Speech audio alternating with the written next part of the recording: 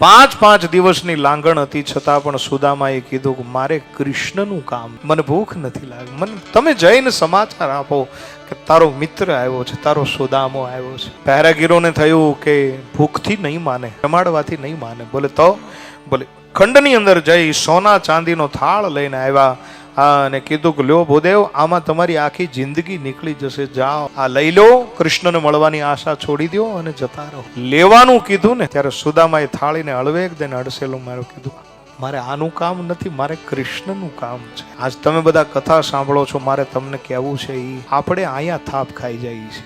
ભગવાન આપણને જ્યાં થોડા ઘણા 2-4 બંગલા આપી દે, થોડી ઘણી મોટરો આપી દે, થોડું ઘણું કુટુંબ કબીલા આપી દે, થોડી ઘણી વીઘા જમીન આપી દે, ત્યાં આપણે ભગવાનને ભૂલી જાય. સુદામાને સોનું મળ્યું છતાં પણ સોનાને અડસેલો મારીને કીધું, મુझे ये नहीं चाहिए, मुझे ભગવાન. બસ કથા સાંભળી અને નિયમ લેજો કે ભગવાને જે આપ્યું છે એ બધો જ પ્રસાદ છે, પણ આપણું ગંતવ્ય સ્થાન કૃષ્ણ હોવું જોઈએ.